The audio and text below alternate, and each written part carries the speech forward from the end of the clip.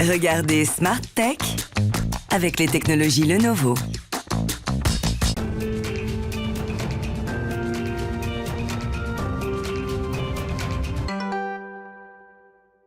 Bonjour à tous, bienvenue dans Smart Tech. Alors que les Français ont dû dans la précipitation apprendre à pratiquer le numérique, c'est autre chose que de savoir le penser. Et aujourd'hui, je vous propose d'écouter à ce sujet mon premier invité, François-Xavier Petit. Il est le directeur général de Matrice, un institut technologique et social. Et à la suite de cette interview, j'ouvrirai la discussion sur la machine à influence sur les réseaux sociaux. Alors que les combats reprennent de plus belle avec violence au Donbass, on verra quelles sont les différentes stratégies employées du côté de l'Ukraine, mais aussi de la Russie en matière d'influence, donc une nouvelle arme de guerre. Et puis on retrouvera notre rendez-vous avec les cryptos. Hier, on a parlé de leur rôle dans le conflit justement qui oppose la Russie et l'Ukraine. Aujourd'hui, on s'intéressera au poids des cryptos au moment du choix présidentiel. Ce soir, c'est le grand débat. On verra qu'est-ce qu'attend le secteur français des cryptos du prochain quinquennat. Mais tout de suite, c'est le moment de l'interview. On commence donc avec cette question: comment penser le numérique ?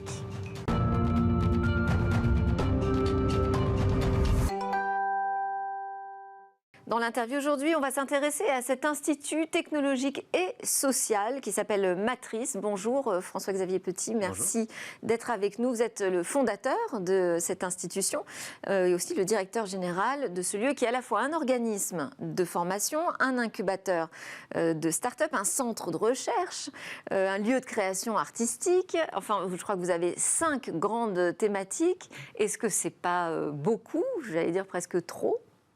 Si on peut tout bien faire. Hein. Forcément, c'est beaucoup. Ouais. Oui, on peut tout bien faire, mais pourquoi est-ce qu'on fait tout ça ? La question est là. C'est pas par plaisir d'empiler des cubes, mais au contraire, parce que si on prend au sérieux la question de la transformation numérique, tant des entreprises que des acteurs publics, en fait, on a besoin de tout ça.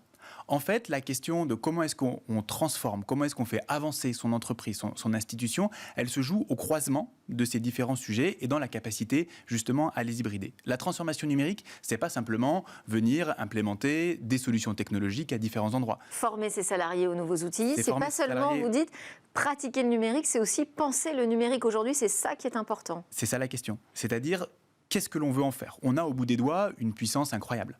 Cette puissance incroyable, par le maniement des données, par la création d'algorithmes, par l'ensemble des dispositifs technologiques, qu'est-ce qu'on en fait ? On la met au service de quoi ? C'est pour ça que c'est un sujet technologique, mais c'est aussi un sujet de vision, un sujet de manière dont on conduit son entreprise dans cette direction-là. Donc, une véritable problématique de stratégie RH et une façon, pour pouvoir le mener, de faire rentrer les compétences dont on a besoin et surtout de transformer en interne des métiers qui sont en voie de décroissance vers des besoins qui sont avérés, nombreux, pressants et qui frappent à la porte. Si on n'est pas capable de mener tout ça en même temps, alors on n'y arrive pas. D'où cette approche qui est la nôtre, d'avoir toutes ces activités pour pouvoir justement les mettre ensemble et mener en même temps cette transformation. Mais ça veut dire que vous êtes convaincu qu'aujourd'hui, le numérique touche aux questions sociales. Est-ce que ce n'est pas un prisme, un premier biais, ça ?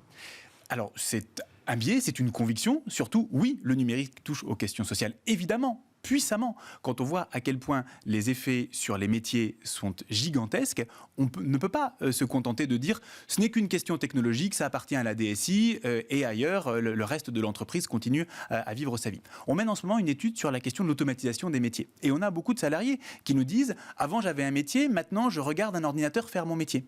D'autres qui nous disent, en fait, la transformation numérique, c'est pas des données, des algorithmes partout, c'était le cas d'un directeur de supermarché. La transformation numérique, c'est comment est-ce que j'emmène mes 80 gars dans des nouvelles organisations, des nouveaux process, des nouvelles façons de faire, des nouveaux outils aussi.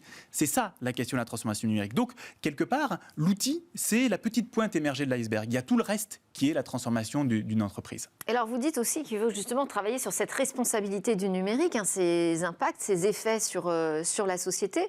Est-ce que ce n'est pas déjà le cas ?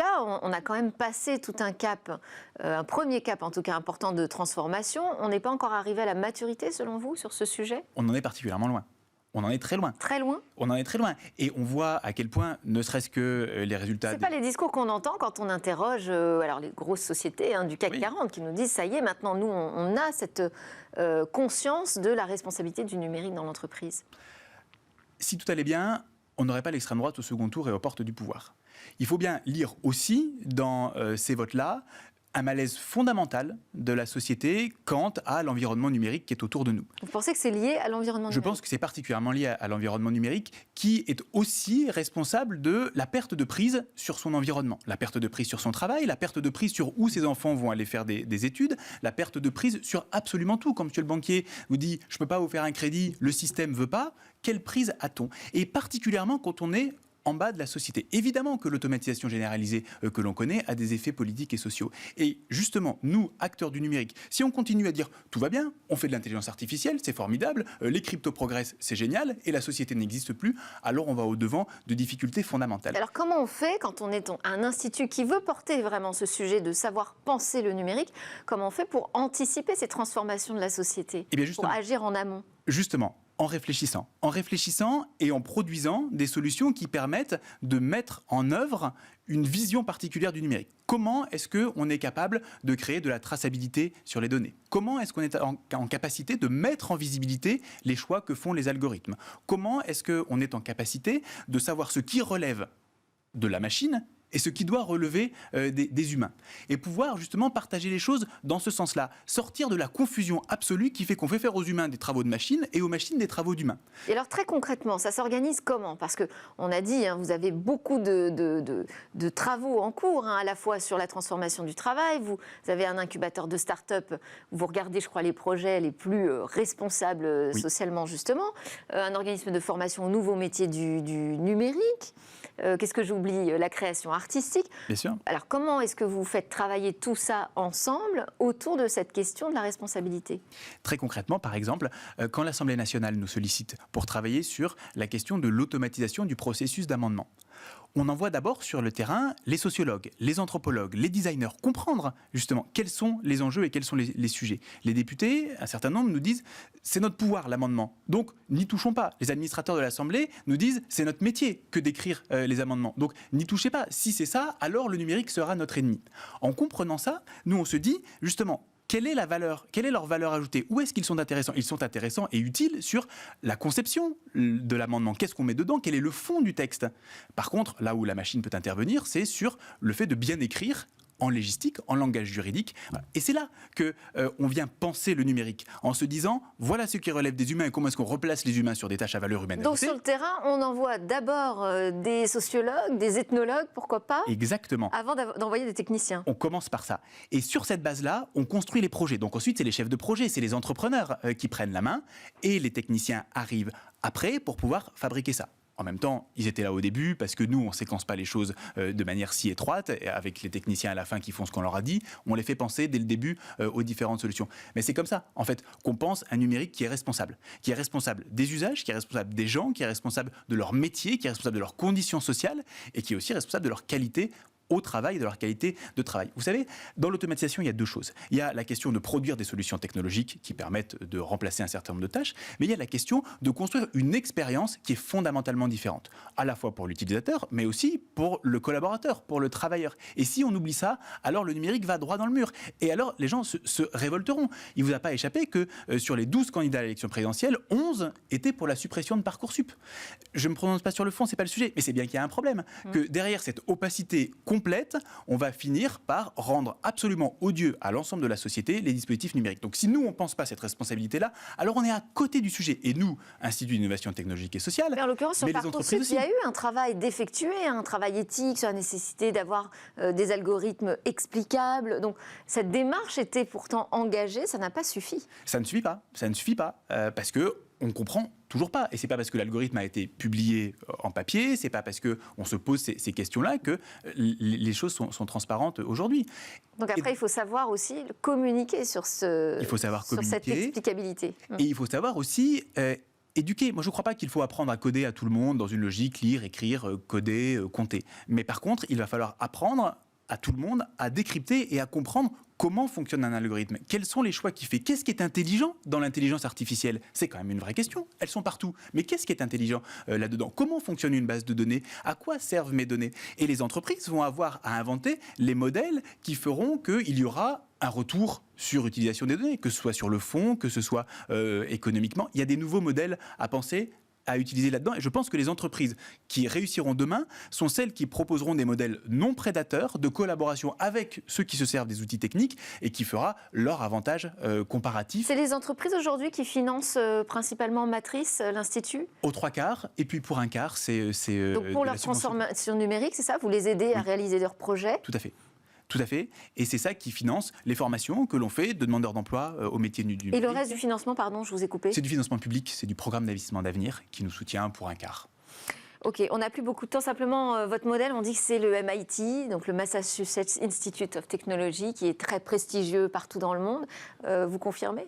Je confirme. C'est ça que vous visez ? Je confirme qu'il y a un sujet de MIT à la française à fonder, en toute modestie, on en est très loin. Mais néanmoins, c'est cette idée que de pouvoir avoir au même endroit autant des chercheurs que des entrepreneurs, que des entreprises, que des acteurs publics, que des artistes, que des agriculteurs, que des artisans, ce que l'on a à petite échelle, c'est là que l'on crée des effets de réseau qui font qu'en réalité, on va pouvoir aborder cette transformation digitale. Vous savez, quand il faudra produire des contenus aussi pour ce que l'on fait évangéliser. Aussi. Très bien. Merci beaucoup, François-Xavier Petit. Je vous souhaite de devenir le MIT à la française. On en a besoin, en tout cas. Vous êtes le directeur général de Matrice, qui opère aussi Laboria. On en parlera de cette transformation du travail à travers l'intelligence artificielle.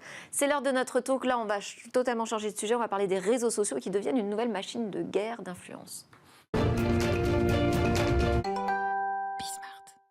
On discute dans le Tech Talk aujourd'hui de Smart Tech, des dispositifs de communication, je devrais dire même aussi de désinformation et d'influence, à la fois du côté russe et ukrainien, sur les réseaux sociaux. On en parle avec Xavier Desmaisons, co-auteur de l'ouvrage Le bûcher des vérités, quelle stratégie dans un monde de fake news, qui est paru aux éditions Herman, ou Herman d'ailleurs. Je ne sais pas pourquoi je dis Herman. Xavier Desmaisons, vous enseignez aussi la stratégie de communication, d'influence et d'influence à Sciences Po Paris. Vous dirigez le groupe de conseillers en stratégie de communication Antidox et présidez l'association Civic Fab, membre de l'Observatoire de la haine en ligne de l'ARCOM. À côté de vous, Thomas Leralu, cofondateur de Quaïs. Bonjour. J'ai bien prononcé, bonjour. Réseau social d'opinion français. Qui se présente en tout cas comme une alternative à ce que proposent aujourd'hui les réseaux sociaux opérés par les Américains ou les Chinois. Un complément. Un complément qui apporte des solutions, vous dites, au débordement, comme la désinformation, le harcèlement ou encore l'enfermement dans les bulles informationnelles. Vous avez testé une version alpha et là on en est à la bêta. On peut s'inscrire d'ailleurs sur le site Quaïs.org si on veut tester votre solution. Également avec nous en visio à distance, nous avons François-Bernard Huiche qui est docteur d'État en sciences politiques. Bonjour. Président de l'Observatoire stratégique de l'information, directeur de recherche à l'Institut des relations internationales et stratégiques, l'IRIS, spécialisé sur la communication, la cyberstratégie et l'intelligence économique, auteur de très nombreux ouvrages. Je vais citer ici Fake News à manipulation en 2019 chez VA Éditions, ou encore L'art de la guerre idéologique chez Le Cerf. On va commencer d'ailleurs ensemble, François Bernard, je vous propose, si vous en êtes d'accord.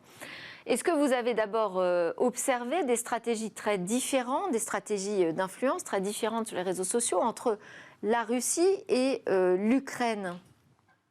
La réponse est évidemment oui. Il faut bien voir qu'il y avait d'abord un effet d'attente. Depuis plusieurs années, nous étions, quand je dis nous étions, ça veut dire les centres de recherche, surtout américains, produisaient énormément d'études là-dessus, dans l'attente de super opérations russes de désinformation. Et d'ailleurs, on leur attribuait, dans certains cas, le Brexit, l'élection de Trump, la montée populiste en Europe. Donc on avait tendance à surévaluer énormément le pouvoir d'influence des services russes ou des proxys, enfin des mercenaires servant les services russes, à travers notamment les réseaux sociaux et à travers des techniques de fausse identité, de fausses nouvelles, bien entendu, et d'encouragement aux courants idéologiques les plus opposés. Je me rappelle d'articles du New York Times qui disaient que les Russes soutenaient à la fois les suprématistes blancs et les Black Lives Matter sur les réseaux sociaux où qu'il soutenait à la fois Trump et, j'ai un trou de mémoire, pour le rival de Biden qui était le plus à gauche au moment de 2020. Donc il y a un énorme effet d'attente de l'influence russe, sans même parler des médias d'influence internationaux russes comme Russia Today, etc. Or, qu'est-ce qui s'est passé ? Eh bien, très franchement, pas grand-chose. D'une part, parce que les médias d'influence russes, Russia Today, Sputnik, ont été très vite fermés. D'autre part, parce que pour un Européen ou un Occidental moyen, il est très difficile d'être confronté à, je dirais, de la propagande ou de l'influence russe. Si elle passe par les médias, elle est aussitôt contextualisée, comme on dit, démontée, et puis on voit des trucs peu séduisants, des types avec des grosses mâchoires qui parlent avec un air agressif devant la caméra, donc elle est peu efficace de ce côté. Et sur les réseaux sociaux, la propagande russe qui existe absolument, qui est très efficace sur le territoire russe, a été très largement stoppée par, du moins dans sa diffusion vers l'Ouest, par les grands du net, à tel point, par exemple, que Facebook indiquait comme faux ou censurait de fait des sites pro-russes officiels sur le territoire numérique russe. Donc, de ce point de vue-là, sauf à être, je dirais, un super anti-système habitué à aller chercher des groupes de discussion sur Telegram ou autre, on a très peu de chances d'être soumis à de la propagande ou de l'influence russe. En revanche, il y a eu deux grands changements du côté ukrainien. Le premier, c'est que nous assistons à la première guerre racontée par les bombardés, par ses victimes. Je pense par là à tous ces internautes ukrainiens qu'on voit sur les écrans de télévision ou qu'on peut avoir très facilement sur les réseaux sociaux et qui racontent leur vécu de victimes de ces bombardements. Et ça, c'est la première fois dans l'histoire. Pendant les guerres du Golfe, par exemple, on avait CNN qui vous montrait le missile américain qui partait et qui vous montrait à Bagdad le missile américain qui arrivait. Il ne vous montrait pas d'ailleurs de victimes irakiennes. Donc là, nous sommes dans une présence, une omniprésence des Ukrainiens. En général, d'ailleurs, ce sont des gens cultivés dans des caves, parfois des jolies filles qui parlent bien qui parlent bien français, pardon, donc qui ont tout pour nous émouvoir et provoquer notre solidarité et notre indignation. L'autre facteur, c'est, je dirais, le génie de la communication de Zelensky, qui est devenu à la fois l'icône de l'Europe et son tuteur moral, puisqu'il passe son temps à nous corriger, à nous morigéner, à nous faire honte moralement, à apprécier plus ou moins tel ou tel chef d'État qui veut prononcer le mot génocide ou pas. Donc ces facteurs sont très importants. On est quand même dans une guerre au premier degré, je veux dire, où on voit qui s'exprime. Il y a deux autres facteurs.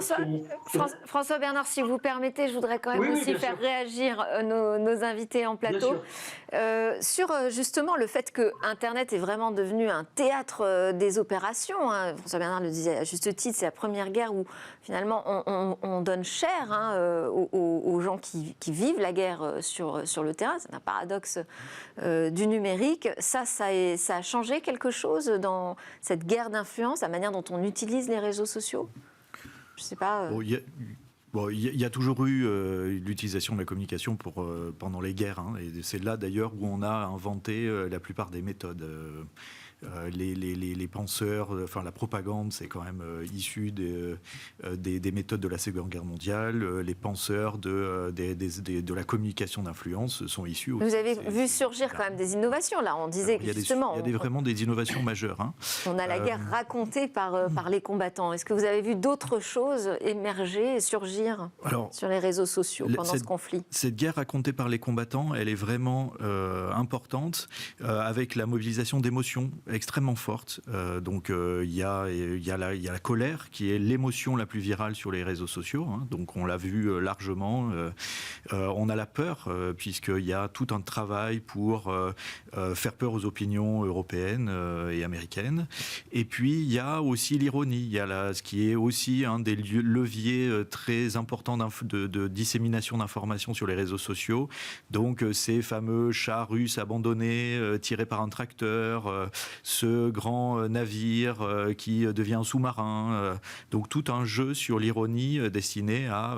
Il y a eu même la place, pour presque dire, à de l'humour en fait. Hein.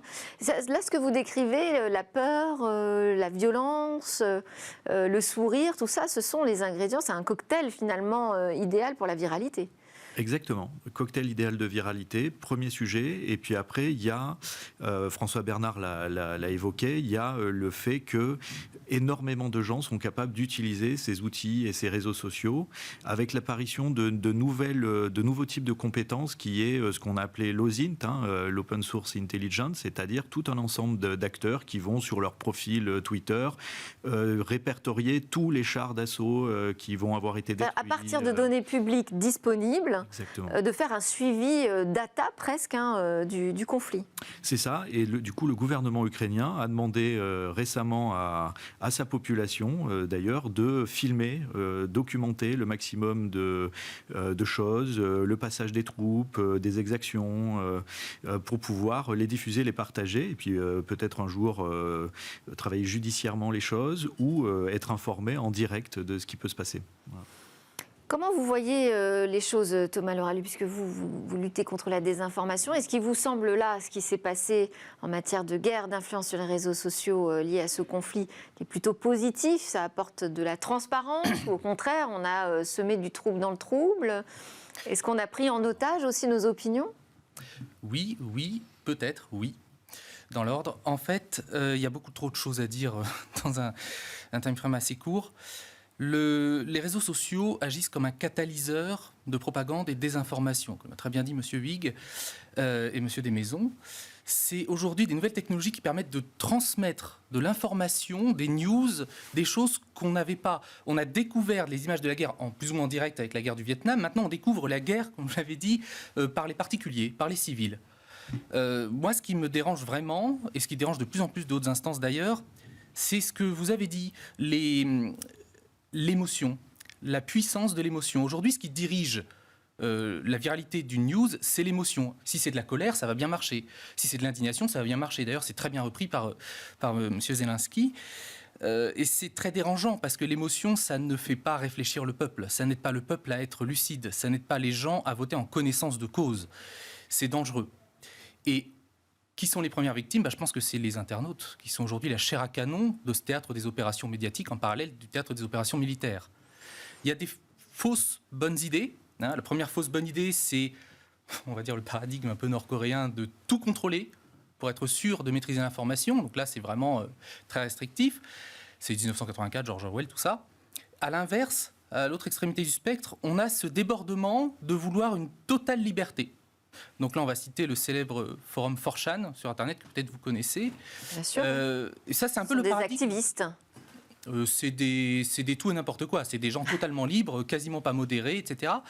Et d'ailleurs, Twitter suit un peu le même chemin. Vous savez qu'Elon Musk, actuellement, il danse un peu avec Twitter. Il toise un peu le conseil d'administration. Il estime qu'il n'y a pas suffisamment de liberté d'expression aujourd'hui sur Twitter. Vous savez quelle est la proportion de modérateurs sur Twitter? Il y a en moyenne... un modérateur pour 100 000 utilisateurs. Et lui, il trouve que c'est trop. Enfin, c'est pas que c'est trop, il trouve qu'il n'y a pas assez de liberté d'expression. Alors que sur Twitter, on a quand même des images graves. Par exemple, des Ukrainiens vont prendre en photo des familles, des gens morts, les diffuser sur les réseaux sociaux, et la censure va se faire attendre très longtemps. On va avoir un problème de sensibilisation de l'opinion par la violence, par la haine, par l'émotionnel. Encore une fois, ça n'aide pas les démocraties à aller de l'avant, ça. Alors justement, parce que là, on parle quand même d'armes d'influence, ce sont des choses importantes. Vous avez chacun dit que finalement, du côté de l'Ukraine, on avait totalement maîtrisé l'exercice. Moi, je voulais aussi qu'on regarde du côté de l'Europe, puisqu'on a décidé, François-Bernard Huyck, de couper les vannes en fait, des médias tenus par Moscou. Est-ce que ça, c'est la bonne réaction, selon vous, à avoir face à une menace de propagande ? Écoutez, ça a été une menace, une action de censure, puisqu'on a coupé les sources pro-russes, les médias, ce qu'on appelle de diplomatie publique, un concept américain entre parenthèses. Est-ce que ça va être efficace ? Il me semble surtout que ces médias, qui deviennent effectivement très difficiles à trouver, parce que leurs bureaux sont fermés, parce qu'ils sont coupés sur les réseaux sociaux, est-ce que véritablement ça fera baisser le nombre de pro-russes en France? Je n'en ai aucune idée. En revanche, ce que ça risque de faire monter, c'est le nombre de sceptiques, puisque une des caractéristiques des réseaux sociaux, c'est qu'elle permet à une proportion incroyable de la population de dire les grands médias, les élites, les GAFAM nous mentent, nous allons chercher une version alternative entre nous. Elle permet à chacun, dans son petit cône d'isolement, de se construire cette version alternative. Donc, je ne pense pas que ça soit très efficace en termes d'effet sur l'opinion, mais je vois très mal comment l'Europe, et en particulier la France de Macron, qui était très obsédée par ce problème, aurait pu prendre une autre décision.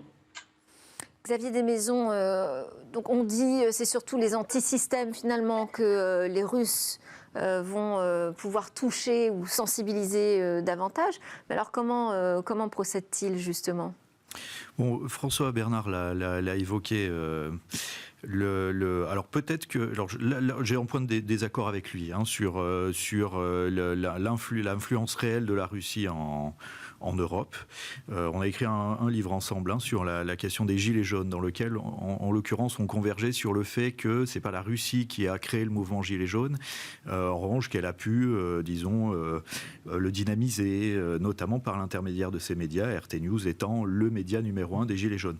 Avec cette incise-là, qui est évoquée par François Bernard, c'est que du coup, ça a permis aussi une ouverture de l'expression de cette colère, de cette contestation, et donc peut-être que par une ruse de la démocratie ou de l'histoire, finalement l'expression pour déstabiliser le pays, l'expression de cette colère a pu être d'une certaine manière entendue et travaillée et intégrée dans des instances plus démocratiques.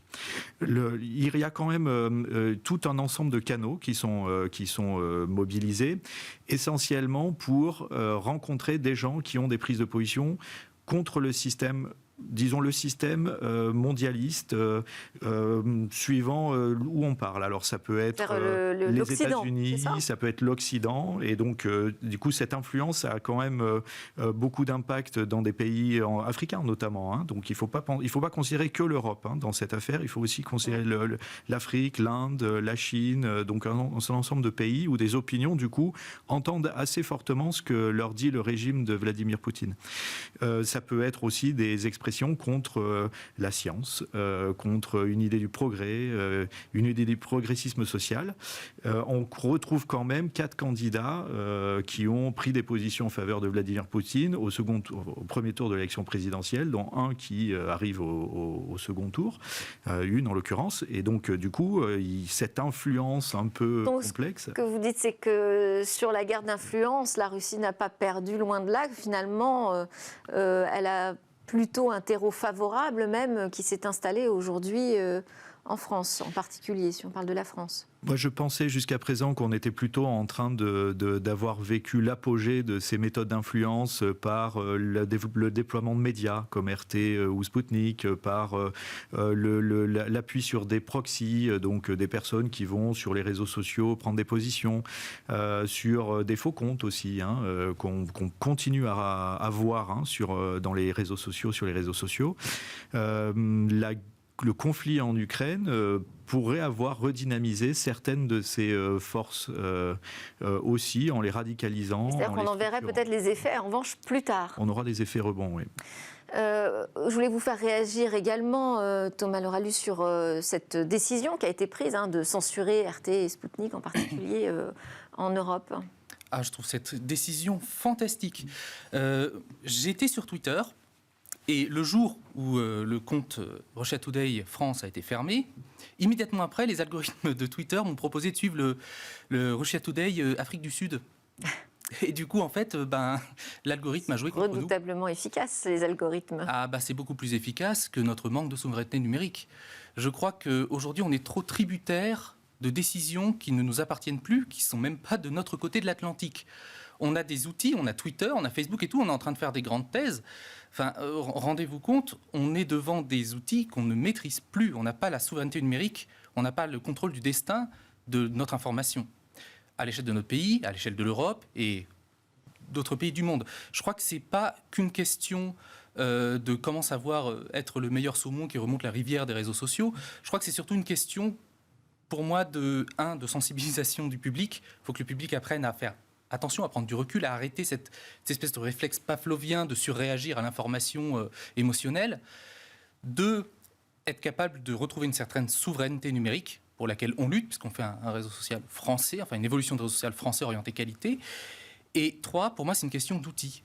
On peut passer 50 ans à essayer de s'adapter pour être le meilleur sur Twitter, être celui qui a toujours le dernier mot. On n'y arrivera pas. 1, parce qu'on ne maîtrise pas l'algorithme, il n'est pas sur un autre continent. Et 2, parce que c'est pas fait pour. C'est des réseaux, aujourd'hui, tout le monde en parle. D'ailleurs, je crois qu'on est diffusé en direct sur certains d'entre eux. On n'a pas la maîtrise de ça. C'est juste des réseaux qui maximisent les flux d'informations. La preuve, Twitter prend la décision de fermer RT et RT revient par Twitter, par ses algorithmes. Ils ne maîtrisent rien. Il nous faut d'autres outils. Il faut aller plus loin. Il faut repenser la manière dont on partage l'information sur Internet et on la consomme. Alors, je voulais aussi vous entendre sur jusqu'où c'était un outil puissant en temps de conflit, cet outil de manipulation qui passe à travers les réseaux sociaux, dont on connaît énormément la puissance de propagation. François Bernard, jusqu'où pensez-vous que la manipulation de fausses informations, que le travail d'influence peut aller jusqu'à influer même la guerre sur le terrain ? Alors, toute guerre a toujours été une guerre de l'information. Je veux dire, si on remonte à la guerre de 14-18, on verra que les dénonciations des atrocités adverses ou la diabolisation de l'autre étaient extraordinairement puissantes, mais étaient exercées sur un territoire où on contrôlait la communication, par exemple celle des journaux quotidiens. Alors, quelles sont les limites du pouvoir ? Il y a plusieurs pouvoirs dans ce domaine-là. Est-ce que c'est un pouvoir d'influence de propagande pour convertir à sa cause ? Je crois assez marginalement, parce que ça ne marche que sur ceux qui sont prédisposés, qui sont déjà anti-système. Est-ce que c'est un pouvoir, par exemple, le pouvoir des fake news au sens des images vraiment truquées ou des propos attribués à X ou Y qui n'ont pas été tenus, ont un pouvoir relativement marginal en ce moment, pour une raison très simple, c'est qu'ils sont très très vite repérés par de très bons logiciels, par des tas d'ONG, excusez-moi, par des services de fact-check. Il y a également les activistes qui se sont invités aussi dans ce combat. Est-ce qu'ils peuvent changer le rapport de force ? C'est par définition ce que cherchent à faire les activistes. Moi, il me semble que ça serait un sujet très très long, que nous sommes en France en particulier, dans les sociétés où il y a plusieurs blocs idéologiques, culturels, sociologiques très puissants, où chacun tend à se confirmer dans ses opinions, et ces activistes qui luttent contre le discours dominant du système, pour le critiquer, on a apporté des preuves que tout est truqué, qu'on en ment, etc., me paraissent être plutôt des symptômes que des causes, et je pense qu'ils sont plutôt la traduction de ce déchirement intellectuelle, culturelle, idéologique, appelez ça comme vous voulez, de nos sociétés, que des acteurs qui, par la force de quelques images truquées ou de quelques faux comptes, changeraient l'opinion. Voilà, plus un symptôme qu'une cause pour moi. Merci beaucoup. On n'a pas le temps d'aller plus loin, mais on reviendra bien évidemment sur ce sujet encore et encore tant que nécessaire. Merci à François-Bernard Huyghe, directeur de recherche à l'IRIS. Merci à Xavier Desmaisons, président de l'association Civic Fab, et Thomas Leralu, cofondateur de Quaes. Merci à vous. On se retrouve dans Smart Tech juste après la pause. On va revenir sur la préoccupation du prochain quinquennat du côté du secteur des cryptos.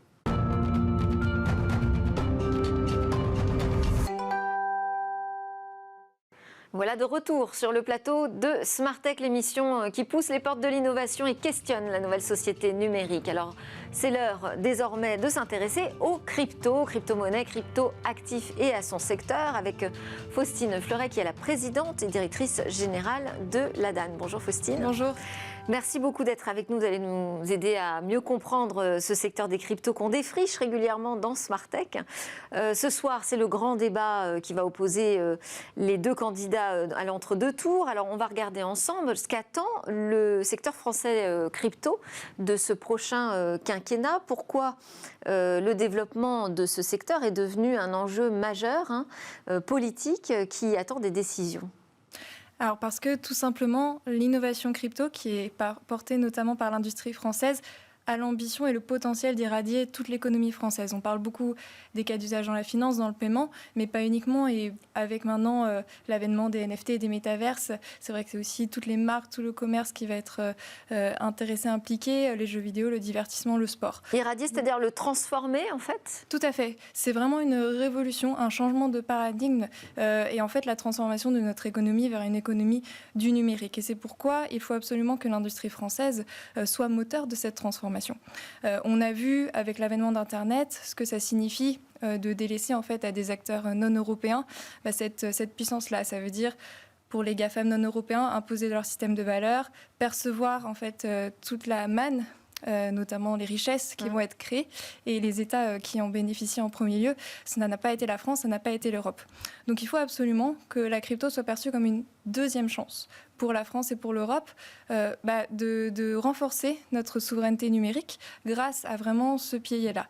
Et pourquoi la France ? Parce qu'on a vraiment une industrie déjà très forte. On connaît nos deux licornes depuis 2021, Ledger et Sorare. Voilà.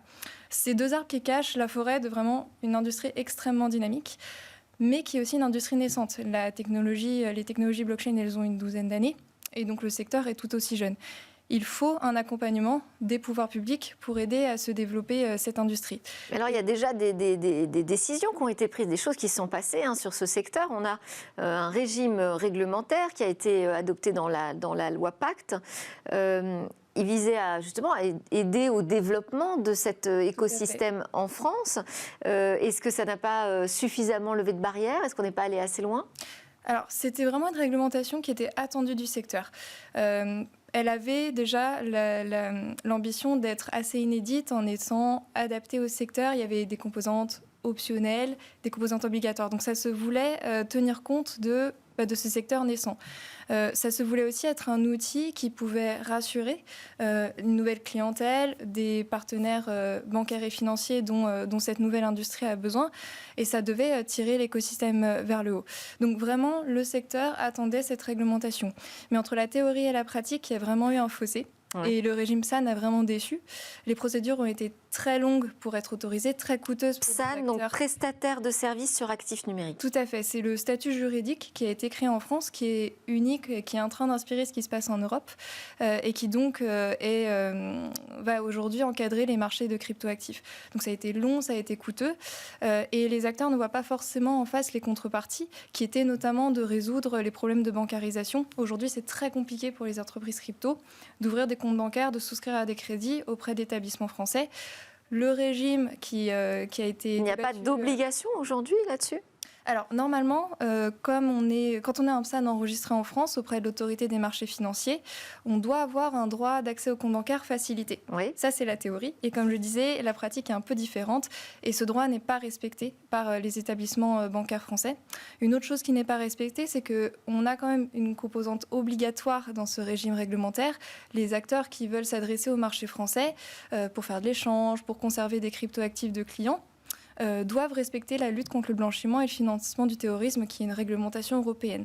Or, on a des acteurs qui ne sont pas enregistrés, qui s'adressent quand même au marché français et qui ne sont ni inquiétés ni sanctionnés. Donc on a une concurrence illégale, inéquitable, et qui est au détriment à la fois de la clientèle et en fait de la lutte contre le blanchiment et le financement du terrorisme.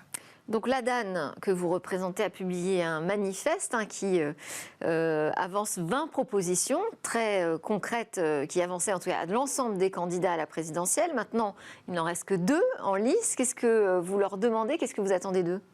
Alors oui, puisque la mission de l'ADAN, c'est effectivement d'aider au développement de l'industrie crypto française et européenne. Et il y a de nombreux freins. Alors j'en ai déjà énoncé 2. Le problème de bancarisation. Dans une étude qu'on a publiée en février, on relève 70% des entreprises crypto qui n'arrivent pas en fait, à ouvrir de comptes Donc bancaires. ça, c'est le problème majeur qu'il faut absolument résoudre. Voilà, parce que en fait, c'est un problème transversal dans l'industrie des cryptoactifs, mais on a des acteurs réglementés qui devraient bénéficier de ce droit dont on a parlé, qui n'en bénéficient pas. Donc notre proposition, c'est de renforcer ce droit, la supervision des établissements bancaires. Ou veiller à son application. Tout à fait, exactement. Je parlais aussi du problème de concurrence illégale d'acteurs. On a aujourd'hui 36 PSAN enregistrés auprès de l'AMF. Une très large majorité sont des entreprises françaises. Donc en fait, en ne faisant pas respecter aux autres acteurs étrangers et en général des grosses plateformes cette réglementation, on atteint nous-mêmes à notre compétitivité et en fait à notre sécurité financière. Donc avant même de renforcer la réglementation en France, puisqu'elle existe, il faut plutôt renforcer la supervision. Donc ça, c'est aussi un axe très important. Un autre problème très transversal pour l'industrie, c'est le financement. À la fois au niveau public, c'est très compliqué pour des acteurs crypto de se financer. Il n'y a pas d'enveloppe dédiée à cette innovation. Il faut en général distordre les activités. Donc les acteurs s'en sortent pas, et a fortiori les plus petits. Au niveau du privé, je le disais, l'accès au crédit par les banques, c'est impossible. Il y a encore très peu de business angels, de venture capital qui connaissent ce secteur et qui en fait se lancent. Donc on a besoin de développer des enveloppes dédiées au niveau public. Parce que vous avez cité les deux licornes, elles s'en sortent plutôt pas mal, elles arrivent à convaincre nombre d'investisseurs avec des sommes très conséquentes aujourd'hui. Tout à fait. C'est pour ça que tout à l'heure je parlais de ces licornes et on va dire une trentaine d'entreprises qui sont noyaux durs de l'industrie des cryptoactifs, qui vont tirer la dynamique de environ 600 entreprises, c'est une estimation de BPI France, qui elles sont à des stades beaucoup moins avancés, des projets très petits, voire moyens, et qui pour elles, en fait, les sujets notamment de financement et de bancarisation sont beaucoup plus prégnants.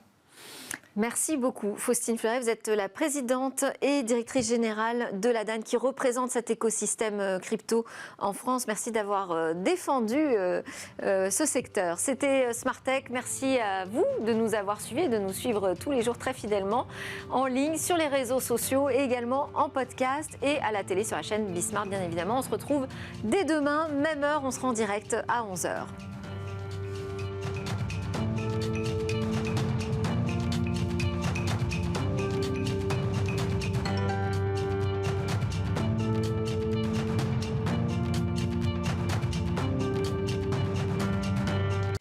Vous avez regardé Smart Tech avec les technologies Lenovo.